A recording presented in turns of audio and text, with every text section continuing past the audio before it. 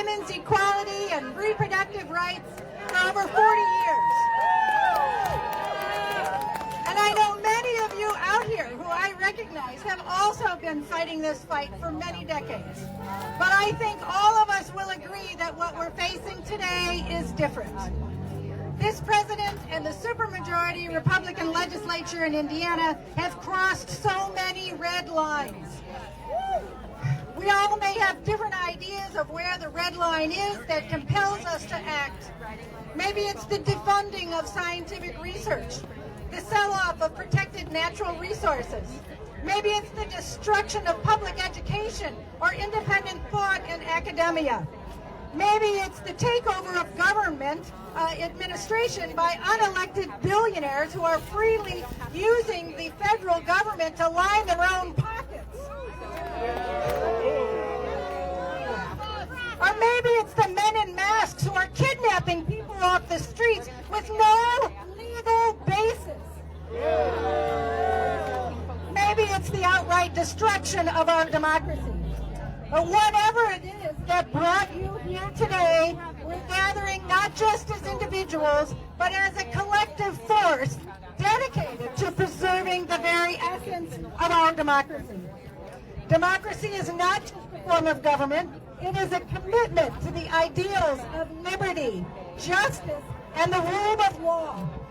It is the belief that every voice matters, every vote counts, and that power resides in the hands of the people.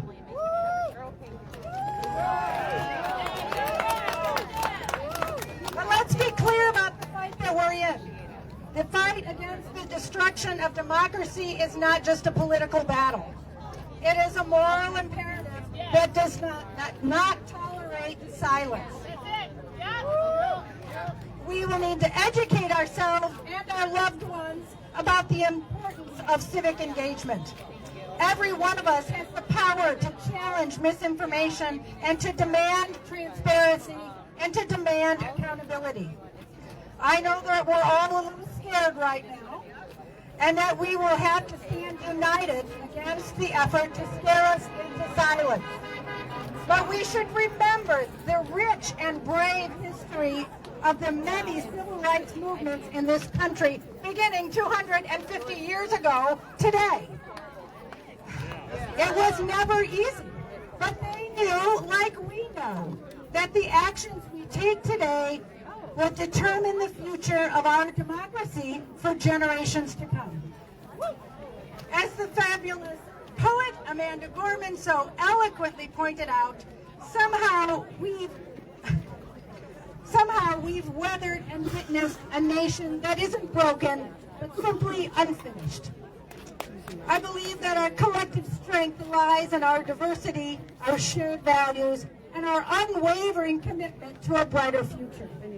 Us together today, here, right now, this is what democracy looks like. I'll leave you with some more words from Amanda, the amazing Amanda Gorman.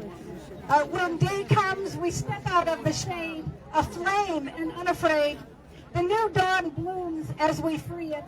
For there is always light, if only we're brave enough to see it, if only we're brave enough to be it.